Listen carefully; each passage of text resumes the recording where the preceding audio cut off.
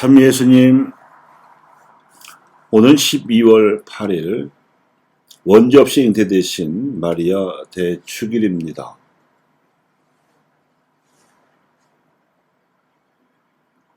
하나님을 믿는 이들에게는 하나님의 영을 느끼는 감수성이 필수적입니다. 그리고 마귀에 대적하여 세상의 죄를 없애시고 당신의 나라를 세상에 세우고자 하신 하느님, 그리고 그분의 영이신 성령께 대한 감수성은 자동적으로 죄를 멀리하려는 성향을 요청합니다. 이 영적 감수성이 무뎌지거나 마비되는 불감증이 신앙의 적입니다. 오늘 교회가 전례로 기리는 신비는 마리아께서 원죄 없이 잉태되심을 뜻하는 무염시태입니다. 세상의 죄를 없애시고자 세상에 보내실 메시아를 위하여 하나님께서는 그 어머니로서 마리아를 간택하시고 그의 맛가진 준비를 하셨습니다. 이로써 하느님의 강력한 보호를 받으신 마리아께서는 부모인 요아킴과 안나로부터 신앙을 물려받은 후 장성하도록 사람이 되어 오실 메시아를 맞이하실 준비를 하셨는데, 그 준비란 신앙을 100%의 순도로 간직하려는 노력이었습니다. 천만다행히 정혼자 요셉도 순수한 신앙을 간직한 아나빔이어서 천사가 극적으로 개입하여 전한 메시지를 알아들었습니다. 요아킴과 안나 부부는 오랫동안 자식을 낳지 못하다가 늙음하게 마리아를 잉태했습니다. 교회 전승에 의하면 이 부부의 기도를 들으신 하나님께서 그 부부가 낳을 딸을 세상의 구세주로 보내실 당신 아드님의 어머니로 간택하시는 한편, 구세주의 어머니의 격에 맞게끔 세상의 죄로부터 물들지 않도록 특별히 보호하셨습니다. 이렇게 잉태된 마리아는 나자렛 마을에서 태어나 자랐는데, 당시 혼인 풍습대로 15살경에 유다 지파로서 다윗의 후손인 같은 마을의 목수 노동자인 요셉과 약혼하고 나서 가브리엘 천사의 방문을 받았습니다. 그 천사는 성령의 기운으로 구세주를 잉태하게 되리라는 엄청난 전가를 마리아에게 전해주었습니다. 그 후 마리아는 요셉과 혼인하여 부부가 되었고, 아기를 해산할 즈음에 로마 황제가 내린 호구 조사령 때문에 다윗의 고향인 베들레헴으로 가서 요셉의 아내이면서도 실제로는 동정의 몸으로 성령으로 잉태했던 아기를 낳았습니다. 이것이 강생의 신비입니다. 하나님께서 요아킴과 안나, 마리아와 요셉을 이렇게 특별히 준비시키신 배경은 인류와 인간이 저지르는 죄악이 너무나 컸기 때문이었습니다. 오늘 미사의 제1독서로 들으신 창세기 3장의 말씀이 이 현실을 반영합니다.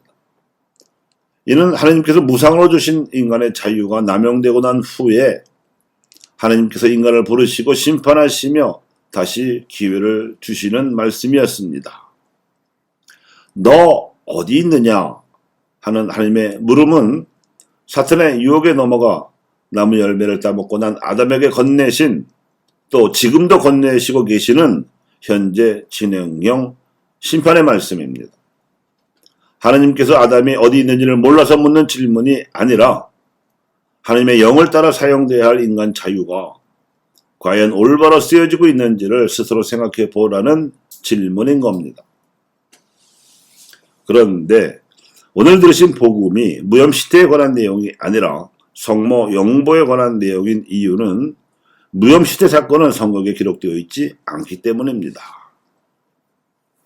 하지만 초대교회 시절 이래로 신자들은 마리아의 무염시태를 믿어왔습니다.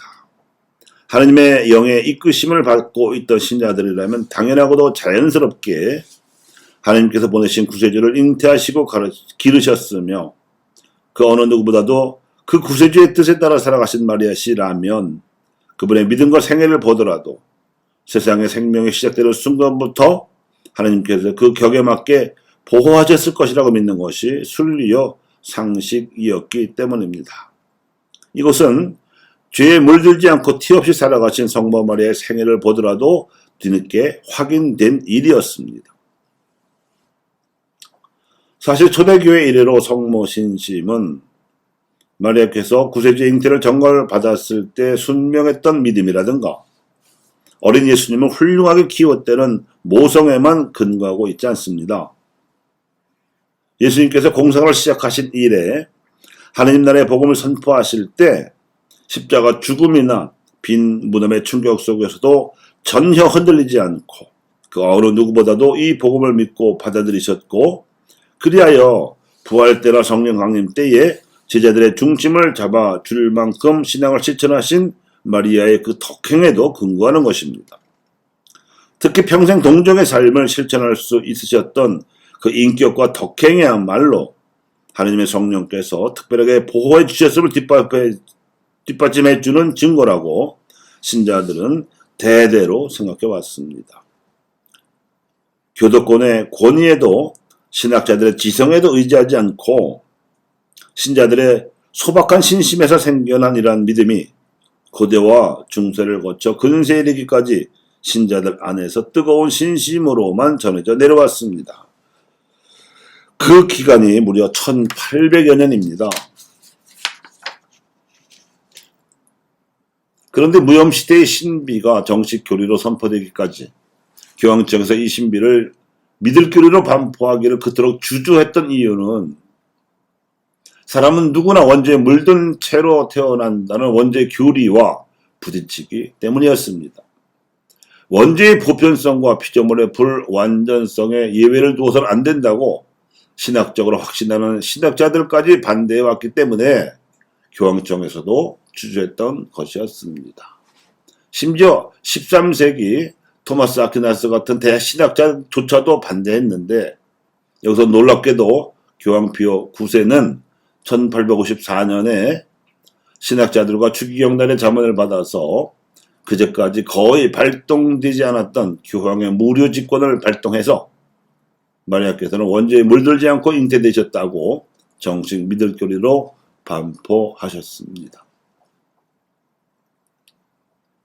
하지만 이 당시만 해도 지금처럼 통신수단이 발달하지 않은 때여서 교황청의 이 발표를 전 세계 가톨릭 신자들은 알지 못했습니다.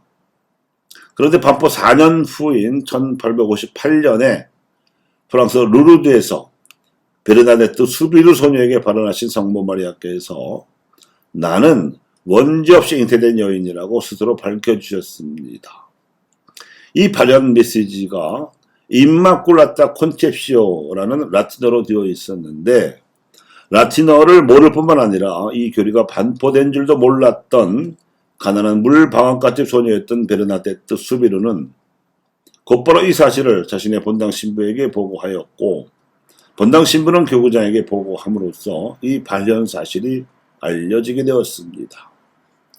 이 메시지를 믿게 하기 위해서 성모 마리아께서는 황폐한 언덕 아래 황량한 골짜기였던 마사비엘 동굴에서 샘물이 솟아나게 하셨습니다.